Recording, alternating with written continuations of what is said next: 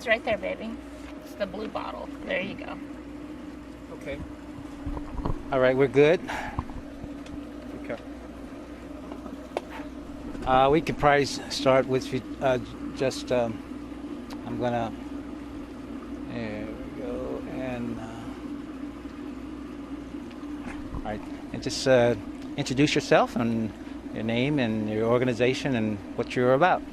My name's Christine Zimmerman, and I'm the Regulatory Affairs Advisor at Valley Water Management Company. And Valley Water has been around since 1932. We have several members from the largest to the smallest oil producers in the San Joaquin Valley. We have about a dozen facilities, and we manage about 500,000 barrels of oil field produced water per day, 365 days out of the year.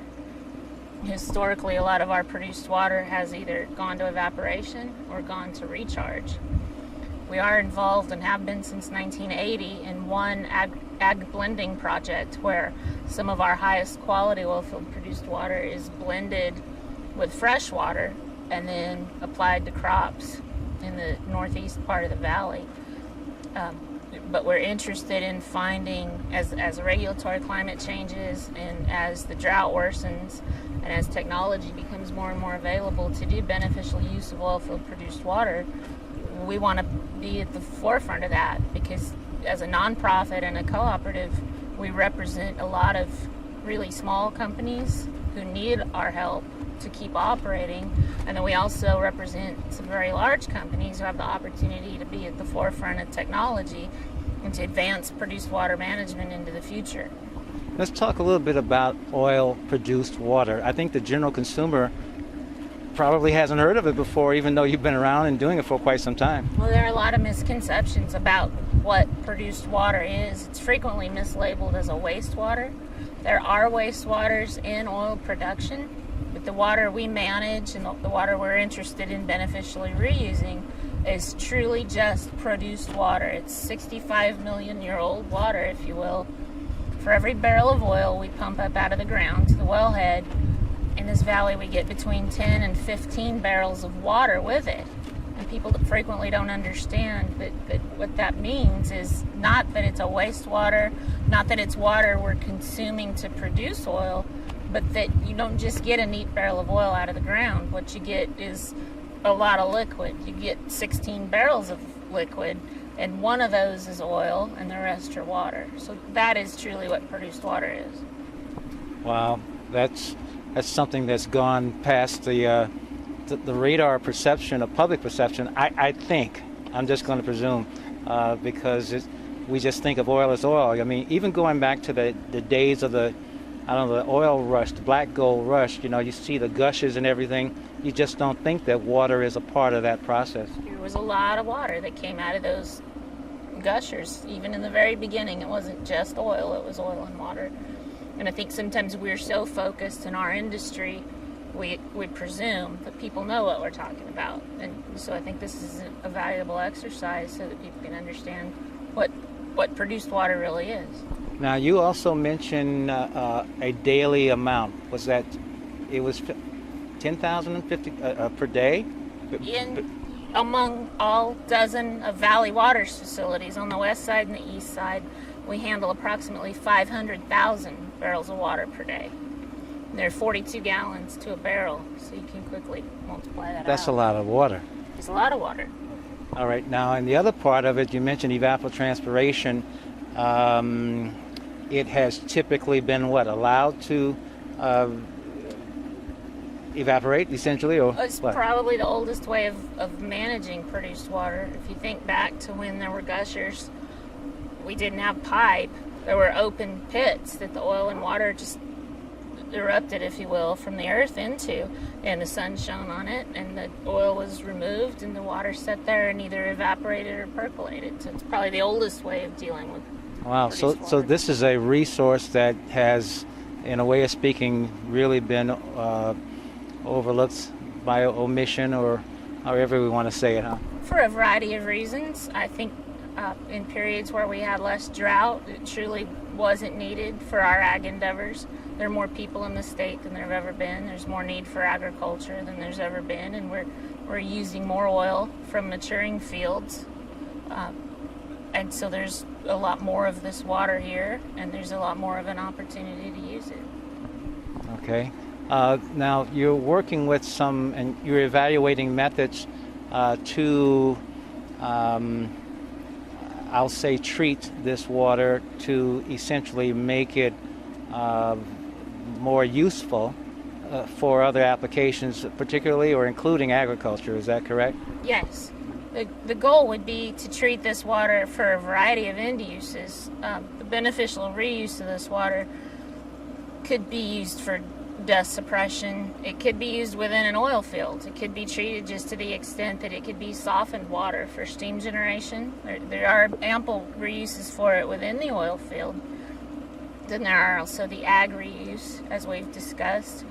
And there are, the state has given us very clear direction through the basin plan for what the beneficial uses of water are in the first place.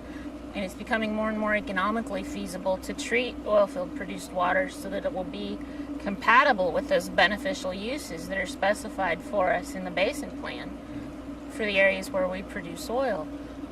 And I believe that's what we're going to start to do in the years ahead. Now, up until you began to look at some of the technologies that you're evaluating right now, how was water, produced water, generally treated? How was it processed? Was it processed through some type of chemical treatment, or what? What was normal? I'm not an expert in this area by any means, but historically we've used oil water separation technique, as simple as manually skimming or using a vac truck to just basically suction or scrape the free hydrocarbons off, because oil floats on top of water, to just remove it from the surface of the water. And we became more sophisticated over the years by using induced air, induced gas to bubble up through a vessel full of produced water that the hydrocarbon latches on and in essence floats away. There are dehydration units where you literally boil the water out of the oil to separate them. And then there are more complex methodologies available now in water plants and oil plants where we use softening techniques that are chemically intensive, where we use warm lime softening, high pH modification of water to get hydrocarbons and other constituents out of the water. So there's a whole range, from very simple and inexpensive to very complex, chemically intensive and expensive. Sure. Mm-hmm. I want you to discuss, why are we out here today? What is the significance of treating the water here and now? Well, the importance of this project, there are several aspects to that. This facility historically has processed between 10,000 barrels of water per day. It's situated on the eastern half of the valley, and so the underlying groundwater here is of higher quality than it would be on the western side of the valley. But also the produced water is of a much higher quality, lower salinity, and is of a higher quality than produced water on the west side. And the opportunity here with this water is that if you pan around, we're surrounded by grapevines and orchards and all manner of agriculture. And what has happened is as we take a harder look at how to implement the basin plan and how to comply with the beneficial uses of water in this area, we have to change the way we manage this water. It can't sink into the earth, and it's a waste to evaporate it. It can't sink into the earth because the basin plan has beneficial uses for this area, and this water has naturally occurring chemical constituents in it, salts primarily, boron, chlorides, and just inherent saltiness that exceed the beneficial uses for the surrounding area. So you have two options at that point. You could either dispose of this water down a disposal well, which is commonly done and is frequently the least expensive alternative. Unfortunately, once you do that, you've basically lost it from the hydrologic cycle. For the people of the state of California, it's gone, and it'll be produced again eventually with another barrel of oil, and you'll handle it over and over again.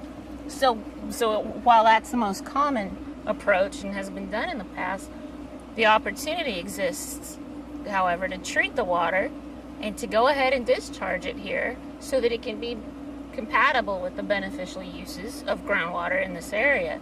And that could happen in a variety of ways.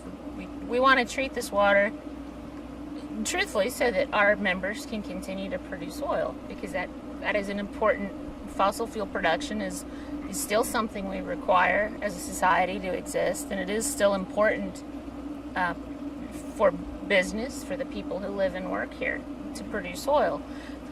So we're called upon to responsibly, environmentally, soundly, and safely manage this produced water so that oil production can continue. But with that comes an opportunity. And that opportunity is to treat the water and find beneficial reuse for it that is compatible with the beneficial uses. So to find a way to irrigate the grapevines, to find a way to irrigate the orchards, to use this water in a meaningful way. And we also have the opportunity to look at what environmental justice issues there are with regard to groundwater in a region, in a zone, a management zone, if you will, around this area, where there might be other problems that we can help offset and mitigate. And so that's why we're here, in a very large nutshell. Well, the EcoPod technology is taking an approach that involves the process of, I guess you want to, I don't know if we would call it a non-destructive or a non-chemical, a chemical-free approach to mitigating the water, to bringing it back to a point of beneficial usefulness. Is that a good way of describing it? Yeah, it's not what you have here with this process is it's not a chemically intensive process. It's almost a mechanical or physical process to manage the water. And what will be useful about this is that it's not consumptive of chemicals.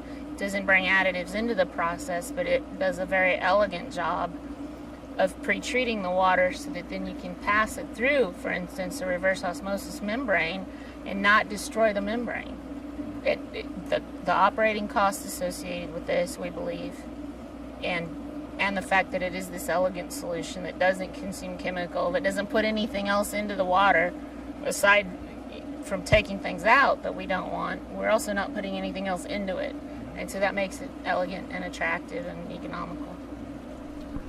All right. Any thoughts you have, Talbot Howard?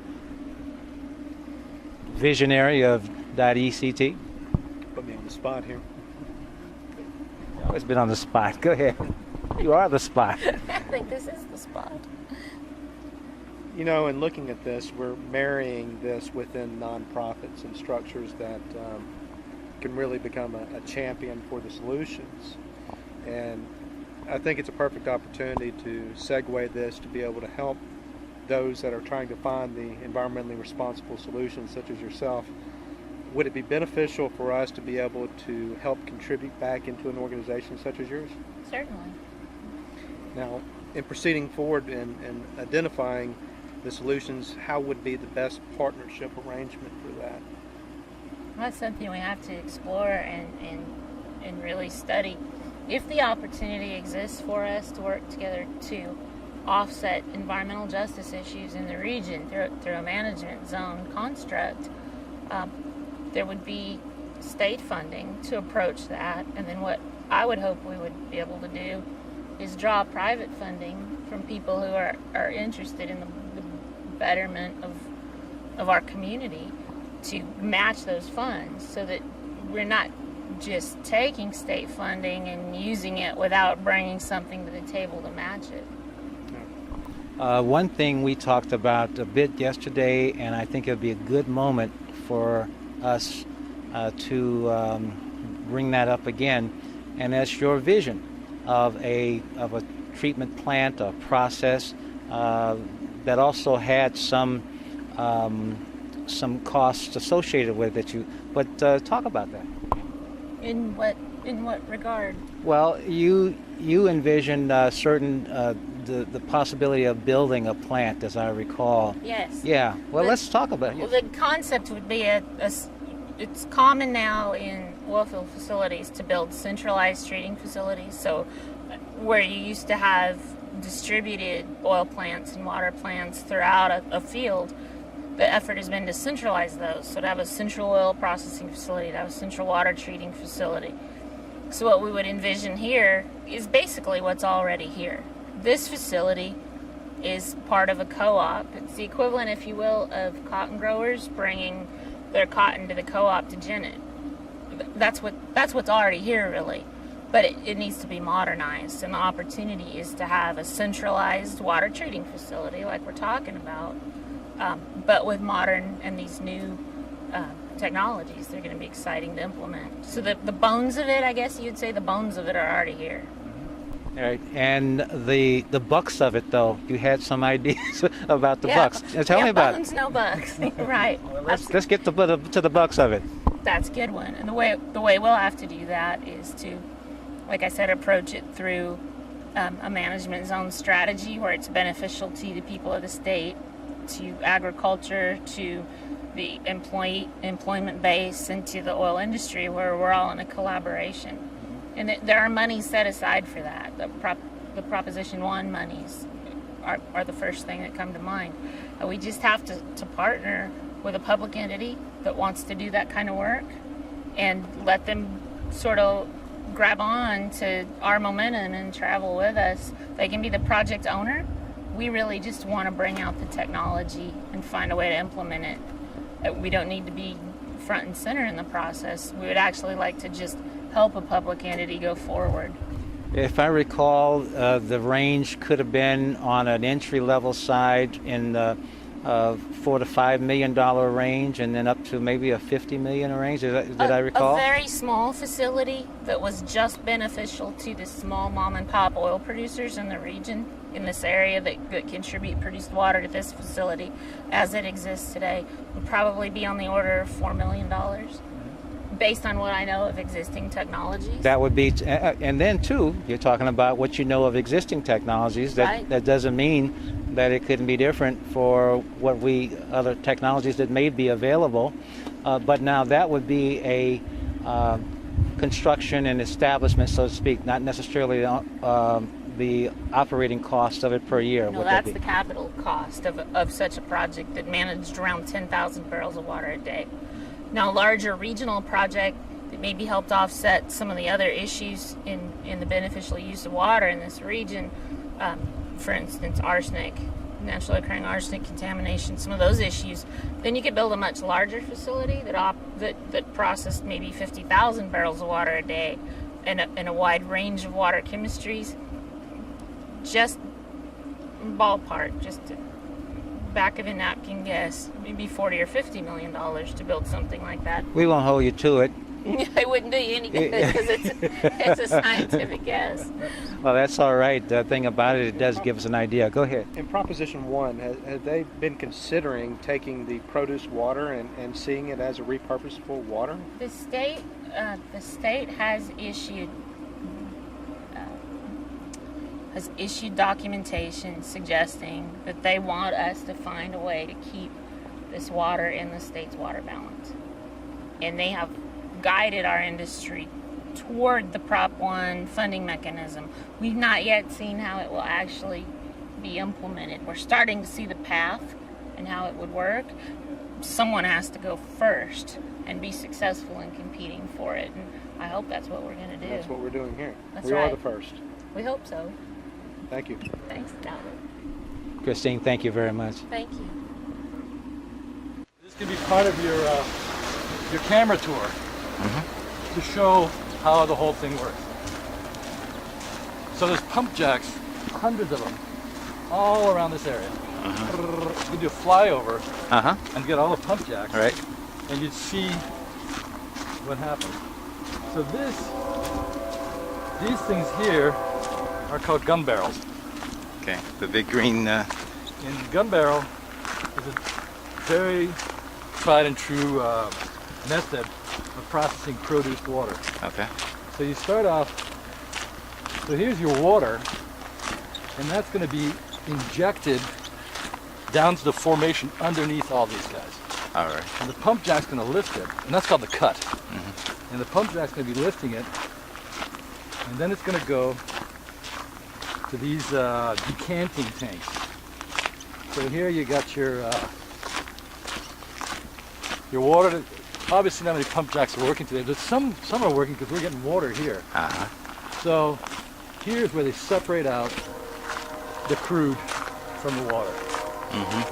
So it goes through stages where they separate out the oil and water through natural separation. All right. And it goes through stages of clarification. So it's there, and this is, by the way, the methane is pulled as you draw. You get methane, so you can actually use that methane for energy, which some people do. Okay. And then so here's your separation tank. 1, 2, and then 3. All right. So this takes, the transit time is about a week Okay. per tank.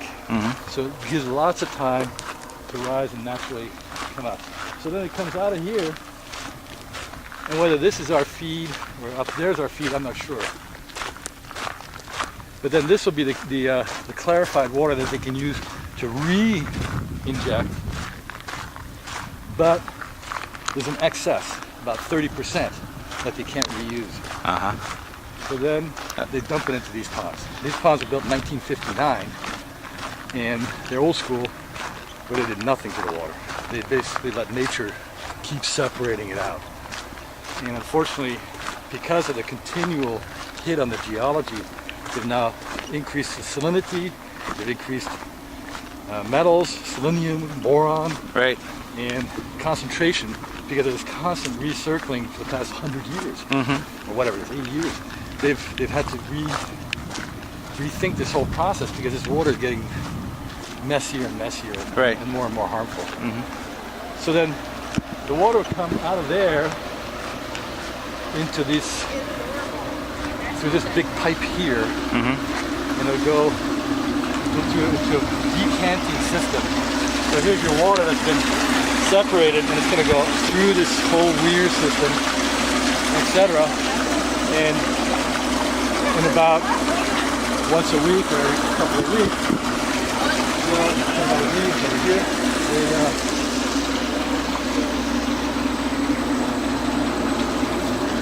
down in these pits, they'll have the crude that's accumulated, and they'll have a big vacuum truck come up and Suck it out. and put it into a refinery system of what's called wet oil, and that wet oil will be further decanted and then fractionized into products, diesel oil. So that's what a crude ends up. That's from all these ponds. Wow. And then about once every 2 or 3 months, they pull out 500 to 600 barrels out of there. Wow. Crude.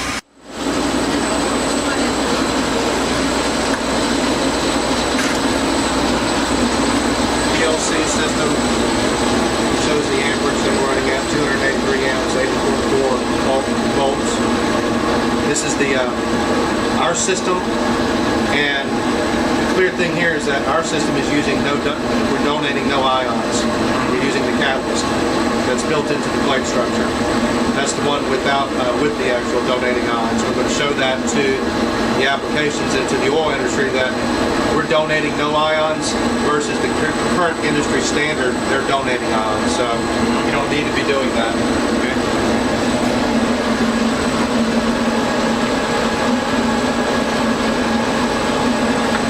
What kind of organics are in here? Well, there's still some, but if you smell it, it's petroleum-free smell.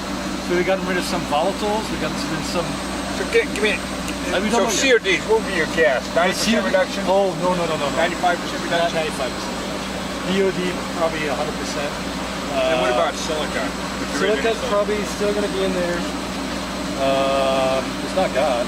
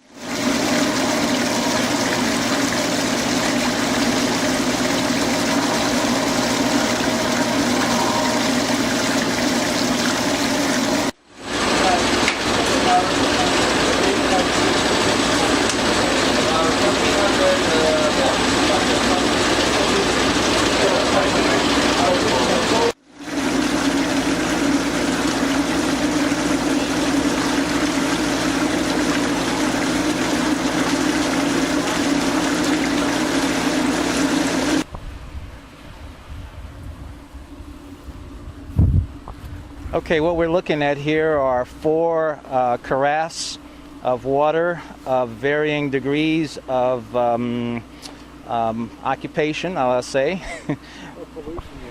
pollution. And we have a new guest here, Nick Echeverria? Echoberry. Yeah, I'm close. Gosh, not Huckleberry, Echoberry. Okay, of ECT. Nick? Actually, I'm a consultant for ECT, and I'm a consultant for Origin Clear, the original company that developed this with Michael Green back in 3-4 years ago. And we're here to showcase the advantage of this technology over existing technology. And so we have demonstration of the de-evolution of contaminants in water. So this is our source water, which is produced water, which injected water in a well that's used to tease oil out. It's called the cut. And in California, they use roughly 95 to 96% cut. So out of that, there's going to be 3 or 4% oil, which is recovered, and that's what the crude business is all about. National average on the cut is around 92%. So oil drilling, oil production is actually a water business. It's not oil business. Oil is a byproduct of this water-intensive process. So in order to deconstruct the process, we start out with our original oil, and then we run it through a catalytic reaction where we pull all the oil up. If you zoom in here, you'll see that we've actually gotten rid of all the oil, because everybody knows oil floats. So right here we have no oil. What we have here is a few oxidized chemicals that were used in the process, but they're heavier than water, therefore they could drop. And then the second stage, we run it through a sand filter, which is probably the lowest tech and probably the lowest, easiest way of cleaning water. But you have to have a relatively clean product to go to sand filtration. In the final carafe, we have what's called activated carbon filtration, which basically turns the water potable. I could drink this, but it's salty because I haven't done the final stage, which will be carafe number 5, which will be removal of that salt, desalination. And that process is called reverse osmosis. Our machine will be ready in a week or 2, but right now, this is totally drinkable water as a result of this very simple process. Very low cost, very scalable. This can go to hundreds of thousands of gallons a day. Sand filters are known in the industry. It's the most inexpensive form of filtration. You do a sand filter, the sand will last maybe 6-7 months. You swap it out. You unfortunately have to send it to a waste dump, but that's the only consumable we have in this is sand. There's no shortage of that. No, that's for sure. Sand is very cheap and very plentiful. In fact, at the rate we're going, we'll become a sand planet like Mars. Okay, we can repurpose it then. Okay. Exactly. So basically, what we seek to achieve is really using the most simplistic methods of yet an outgrowth of some of the most complex metal fabrication. We use noble metals in our process, and the noble metals we use are blends of platinum, palladium, iridium, ruthenium in varying degrees to accomplish different effects. So part of our trade secret is in the coatings of these noble metals on a titanium base. And yes, it's expensive at first, but the operating costs are practically non-existent. It's literally an energy consumption cost, and really the energy consumption is from the pumps themselves, because our unit could be run on solar panels if we didn't have the pumping process. Wow, okay. It triggers some other thoughts we want to talk about here. Well, pumping is a is an expensive process because it's inefficient. And we all know this. We all know pumps are inefficient. We all know motors are inefficient. And there hasn't been much change in the past 100 years in efficiencies. So we can look at that as future technologies, and that would be of strong interest to everybody. Excellent, excellent. Wow. I'm going to cut.